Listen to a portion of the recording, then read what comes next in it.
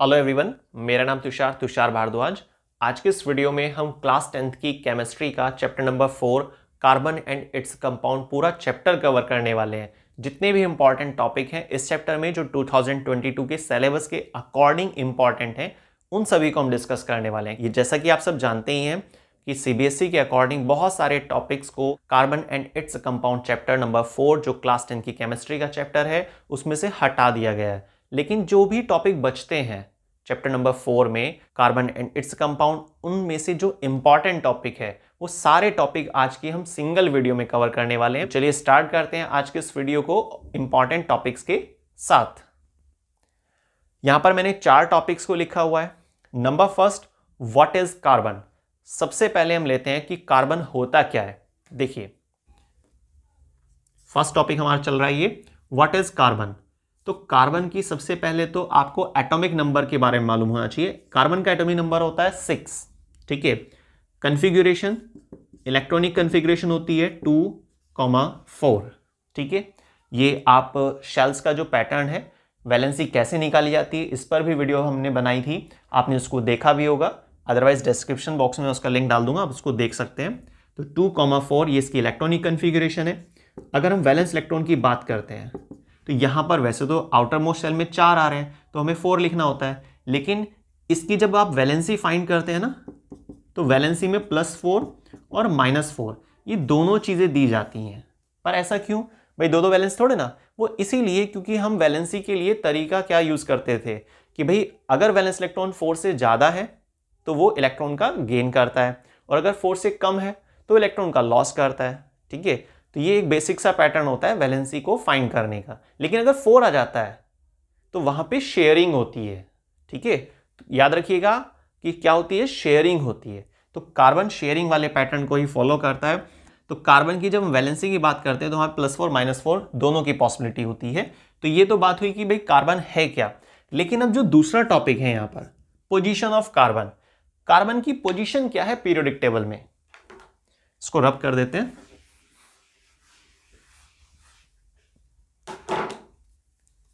Number second, क्या position है carbon की पीरियोडिक टेबल में। पीरियोडिक टेबल एक ऐसा चार्ट होता है एलिमेंट्स का जिसमें हर एक एलिमेंट अपनी एक फिक्स पोजीशन दिखाता है।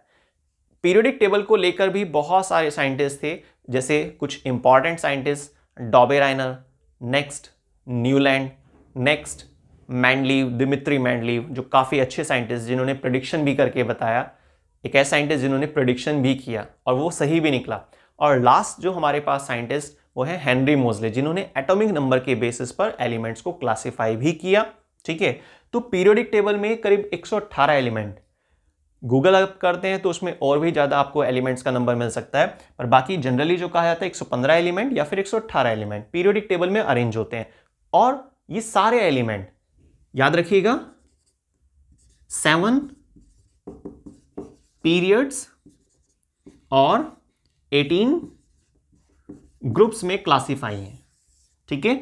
7 पीरियड और 18 ग्रुप्स में बटे होते हैं ये सारे एलिमेंट। कितने एलिमेंट टोटल अगर आप देखते हैं तो अप्रॉक्स आप 118 एलिमेंट्स का जिक्र करेंगे, ठीक है। तो 118 एलिमेंट्स को हमने 7 पीरियड और 18 ग्रुप्स में बांटा हुआ है।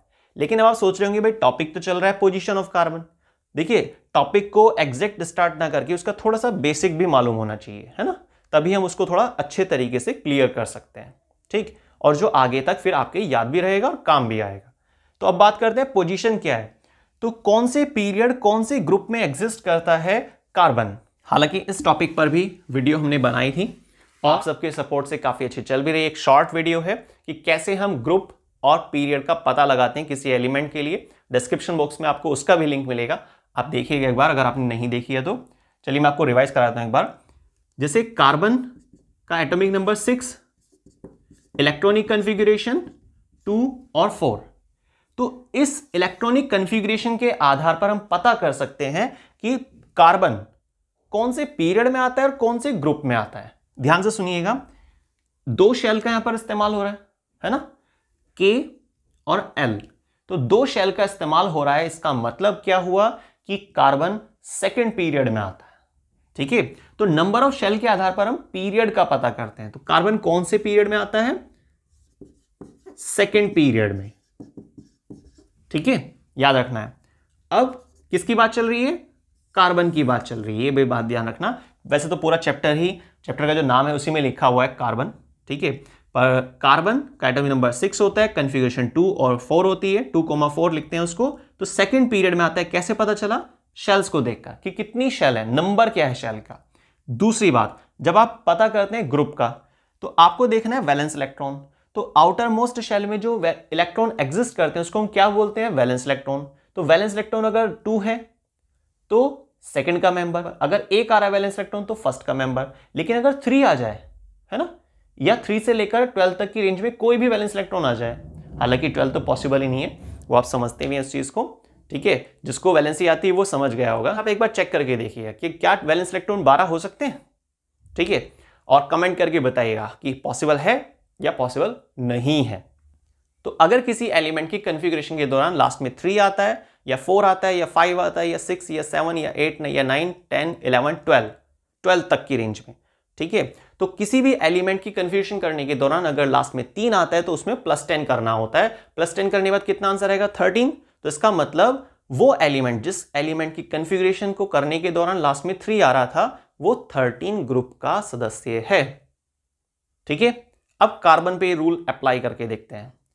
कार्बन की कन्फिगरेशन में लास्ट में 4 आ रहा है, +10 करिए आप, कितना हुआ? 14। तो कार्बन 14th ग्रुप का मेंबर है, ठीक है। अब फास्फोरस को चेक कीजिए आप, फास्फोरस के लास्ट में कितना आता है? 5। तो +10 करिए आप, है ना, तो कितना आ जाएगा? 15। इसका मतलब ये 15th ग्रुप का मेंबर होगा फास्फोरस। चेक करेंगे, पता चल जाएगा, ठीक है। और कमेंट करके जरूर बताइएगा कि आपको ये वाला मेथड कैसा लगा, है ना।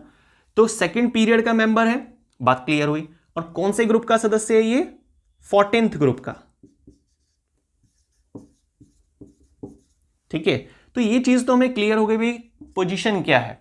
तो फर्स्ट टॉपिक क्लियर हुआ आपको, सेकंड क्लियर हो गया है। अब आते हैं next, why carbon compound exist more in number. भाई पीरियोडिक टेबल में इतने सारे एलिमेंट हैं, तो कार्बन से ही क्या अटैचमेंट है ना, भाई कार्बन ही क्यों मिल रहा है सबसे ज्यादा? कुछ तो क्वालिटी होगी कार्बन की, ठीक है। तो चलिए इसको एक बार समझते हैं कि भाई क्यों कार्बन के कंपाउंड एग्जिस्ट करते हैं मोर इन नंबर, ठीक है। पहले तो मोर इन नंबर का कुछ एग्जांपल्स लेते हैं। स्किन में कार्बन होता है, हमारे हेयर में कार्बन होता है, प्रोटीन के फॉर्मूले में कार्बन होता है। कार्बन कंपाउंड इतने ज्यादा पाए जाते हैं ना, खुद ग्लूकोज ले लीजिए आप, ग्लूकोज सब चीजों में पाया जाता है, आपको पता है। जितने भी फ्रूट्स हैं, जितने भी वेजिटेबल्स हैं, जितना भी एडाइबल सेक्शन आप यूज करते हैं प्लांट मटेरियल, तो सभी के अंदर क्या मिलता है? ग्लूकोज। फोटोसिंथेसिस के लास्ट में क्या बनता है? ग्लूकोज बनता है। और ग्लूकोज का फार्मूला क्या होता है? C6H12O6। तो C क्या है वहां पे? कार्बन है ना, कार्बन डाइऑक्साइड में कार्बन है। मैक्सिमम चीजों में कार्बन पाया जा रहा है। कार्बन को लेकर बहुत हाईलाइट किया जाता है फेस वॉश वगैरह को, जैसे कि ब्लैक पॉन्ड्स वगैरह, ठीक है। एक्टिवेटेड कार्बन, शायद आपको ऐड याद भी आ रहा होगा। खैर चलिए छोड़िए, वो एक अलग चीज है, ठीक है। तो हम अपने टॉपिक पर आते हैं कि कार्बन के कंपाउंड एग्जिस्ट करते हैं मोर इन नंबर, वो तो बात ठीक है, पर व्हाई, क्यों करते हैं, वो हमें समझना है। तो नेक्स्ट हमारा topic number 3, why carbon compound exist more in number, है ना। मैं देखिए यहां पर एक आपको ग्रुप बनाकर दिखा रहा हूं, 14th ग्रुप है ये, ठीक है। पता कैसे चलता है 14th ग्रुप है? 14th ग्रुप में एग्जिस्ट कर रहा है, ये आपने अभी समझ लिया, लास्ट में मैंने समझाया। तो 14th ग्रुप में carbon, silicon, germanium, tin, lead, ऐसे बहुत सारे एलिमेंट होते हैं, ठीक है। तो आपका 10th के हिसाब से तो आपको बेसिकली मैक्सिमम 2 तक ही ध्यान रखना है, तो भी काफी है। तो 14th ग्रुप के अंदर आता है। अब यहां पर 2 कैरेक्टर देखने को मिलते हैं। Number first, tetravalent character. Number second, catenation. Number second, catenation, ठीक है। तो अब ये जो फर्स्ट है टेट्रावैलेंट कैरेक्टर, टॉप से बॉटम की तरफ आने पर टेट्रावैलेंट कैरेक्टर जो है कैसा रहता है? सेम रहता है, कोई चेंज नहीं आता। मतलब क्या है टेट्रावैलेंट का? कि एक एलिमेंट 4 से जुड़ने की क्षमता रखता है। तो कार्बन बाकी 4 कार्बन एटम से जुड़ सकता है, सेम सिलिकॉन भी, जर्मेनियम भी और टिन भी, और लेड लिखेंगे तो लेड भी, ठीक है। तो टेट्रावैलेंसी तो सेम रही, है ना, लेकिन जब आप बात करते हैं कैटिनेशन की, तो कैटिनेशन पावर टॉप से बॉटम की तरफ आने पर क्या होता है, डिक्रीज हो जाती है, ठीक है। पर सबसे पहली बात तो ये कि कैटिनेशन होता क्या है, self linking property of an element, एक ऐसी प्रॉपर्टी किसी एलिमेंट की जिसकी वजह से वो एलिमेंट ने जैसे एक दूसरे एलिमेंट के साथ जुड़ेगा और वो फिर तीसरे जुड़ेगा, फिर चौथे से जुड़ेगा, ऐसे जुड़ते जुड़ते एक लंबी चेन बना लेता है। तो इसलिए इसे क्या बोलते हैं, self linking property of an element, due to which an element combined with itself to form a long chain. इसमें कोई लिमिट नहीं है, 4, 5, 10, 15, 20, 50 कितने भी एलिमेंट जुड़ सकते हैं, लेकिन कैटिनेशन पावर डिक्रीज हो रही है। इसका मतलब क्या है, कार्बन की सबसे ज्यादा कैटिनेशन पावर है, सिलिकॉन की थोड़ा कम, फिर और कम, फिर और कम, इस तरह से। तो कैटिनेशन पावर डिक्रीज होती जा रही है, टेट्रावैलेंट कैरेक्टर सेम रहता है, और यही दो वो कारण है जिसकी वजह से कार्बन के कंपाउंड सबसे ज्यादा नंबरिंग में पाए जाते हैं, ठीक है। बल्कि 10th में तो ये एक छोटा सा टॉपिक है, आप 11th में प्रोसीड करते हैं, नेक्स्ट क्लास में आते हैं तो वहां पर आपको पूरा चैप्टर मिलेगा हाइड्रोकार्बन कंपाउंड, ठीक है। और तो सिंपल सी चीज ये कि आपके पास जो कार्बन के कंपाउंड है सबसे ज्यादा नंबरिंग में क्यों पाए जाते हैं, तो आपको 2 पॉइंट हाईलाइट करने हैं बिल्कुल गहराई से कि भाई कार्बन के कंपाउंड सबसे ज्यादा मिलते हैं क्योंकि टेट्रावैलेंट कैरेक्टर और कैटिनेशन, ये दो उसके बेसिक कारण हैं, ठीक है। कैटिनेशन क्या एक प्रॉपर्टी होती है एलिमेंट की, बाकी मेंबर्स की भी कैटिनेशन पावर है लेकिन वो कम हो रही है। यही रीजन है कि कार्बन के कंपाउंड सबसे ज्यादा नंबरिंग में मिलते भी हैं, जैसे हमने एग्जांपल्स भी सुने। क्लियर हुआ, ठीक है। अब आते हैं नेक्स्ट और लास्ट टॉपिक पर, जो इंपॉर्टेंट टॉपिक है चैप्टर नंबर 4 के लिए, है ना, allotropes of carbon. Allotropes of carbon. देखिए जब आप एलोट्रॉप का जिक्र करते हैं ना तो वहां पर 3 नाम हाईलाइट होते हैं,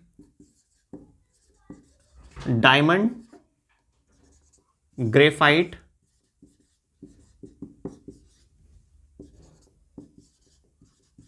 बकमिंस्टर, फॉलरेंस। सबसे पहले लेते हैं डायमंड। डायमंड की जो स्ट्रक्चर होती है उसमें एक कार्बन का एटम बाकी 4 कार्बन एटम से जुड़ता है और 4 से जुड़ने की क्षमता कार्बन दिखाता भी है। जैसे कि हम अगर वैलेंसी देख कार्बन की कॉन्फ़िगरेशन चेक करते हैं तो उससे भी आपको क्लियर हो जाएगा कि भाई 4 से जुड़ सकता है। टेट्रावैलेंसी होता भी है कैरेक्टर कार्बन का, ठीक है। तो डायमंड के स्ट्रक्चर में एक कार्बन का एटम 4 से जुड़ने की क्षमता रखता है और 4 से वो जुड़ जाता है। इस तरीके से वो कॉम्पैक्ट अरेंजमेंट क्रिएट करता है जो ऑक्टाहेड्रल अरेंजमेंट होता है, ठीक है। तो कॉम्पैक्ट अरेंजमेंट वो बहुत ही टफ मटेरियल होता है, बल्कि टफेस्ट मटेरियल बोलते हैं डायमंड को। क्लियर, तो ये बात आपको ध्यान रखनी है। डायमंड के स्ट्रक्चर में डायमंड का रिफ्रैक्टिव इंडेक्स कितना होता है 2.42, जो रिप्रेजेंट करता है इसके टफनेस को, इसके कॉम्पैक्टनेस को, ठीक। डायमंड से इलेक्ट्रिसिटी पास नहीं होती है, ये बात ध्यान रखना है। डायमंड टफ मटेरियल है। टफ मटेरियल क्यों है, क्योंकि वहां पर कोई भी फ्री स्पेस नहीं है, और फ्री स्पेस नहीं है, कोई फ्री इलेक्ट्रॉन नहीं है, इसी वजह से हम बोलते हैं कि डायमंड से इलेक्ट्रिसिटी भी पास नहीं होती है। लेकिन डायमंड के यूजेस ये भी आपको मालूम होने चाहिए, और वो यूजेस क्या क्या है। डायमंड एब्जॉर्ब करता है हार्मफुल रेडिएशन को, जिसकी वजह से हम इसका इस्तेमाल करते हैं रेडिएशन प्रूफ ग्लासेस को, विंडोज को बनाने के लिए, जो भी सैटेलाइट्स होते हैं उनमें, ठीक है, स्पेशली। अब सेकंड आप यूज ले सकते हैं डायमंड का ज्वेलरी में, मार्बल की कटिंग में, ये सब। नेक्स्ट आते हैं ग्रेफाइट के स्ट्रक्चर पर। ग्रेफाइट के स्ट्रक्चर में एक कार्बन का एटम बाकी 4 कार्बन एटम से जुड़ने की क्षमता रखता है, लेकिन ग्रेफाइट के स्ट्रक्चर में वो सिर्फ 3 से ही जुड़ पाता है, और 3 से जब वो जुड़ता है तो एक पूरे बेंजीन की स्ट्रक्चर क्रिएट करता है, एक हेक्सागोनल रिंग क्रिएट करता है, और ऐसी बहुत सारी हेक्सागोनल रिंग जब जुड़ जाती हैं तो ग्रेफाइट में एक लेयर जनरेट होती है, ठीक है। और ऐसी जो लेयर्स है जिसको हम शीट्स भी बोलते हैं, ग्रेफाइट शीट्स, तो बहुत सारी ग्रेफाइट के स्ट्रक्चर में शीट्स पाई जाती हैं पैरेलल जो अरेंज होती हैं, उनके बीच में गैप भी होता है, जिसकी वजह से ग्रेफाइट हार्ड नहीं रहता है, क्योंकि जब फोर्स अप्लाई होती है तो जो गैप है वो धीरे धीरे कम हो जाता है। तो ग्रेफाइट सॉफ्ट मटेरियल की लिस्ट में है, ठीक है, डायमंड की तुलना में। डायमंड के कंपैरिजन में याद रखना कि graphite soft material in comparison to diamond. Diamond के अंदर भी कार्बन ही कार्बन भरा हुआ है, इसलिए उसे हम एलोट्रॉप्स बोल रहे हैं, और ग्रेफाइट के स्ट्रक्चर में सिर्फ कार्बन ही कार्बन है। लेकिन दोनों की स्ट्रक्चर अगर आप समझेंगे तो थोड़ा अंतर मिलेगा, वो डिफरेंस क्या है वही मैंने आपको समझाया। ठीक है। ग्रेफाइट के यूज क्या है? चाइना डिश को बनाने के लिए एक छोटी सी बाउल होती है जो केमिस्ट्री लैब में आपने देखा भी होगा, केमिकल्स वगैरह को डालकर हम उसमें गर्म भी करते हैं। मेल्टिंग बॉइलिंग पॉइंट काफी हाई होता है ग्रेफाइट का, ठीक है। पेंसिल का जो सेंट्रल पार्ट है, कोर पार्ट जो, उसको बनाने में ग्रेफाइट का इस्तेमाल किया जाता है। इलेक्ट्रोड्स को बनाने में ग्रेफाइट का इस्तेमाल किया जाता है क्योंकि ग्रेफाइट से इलेक्ट्रिसिटी पास हो जाती है।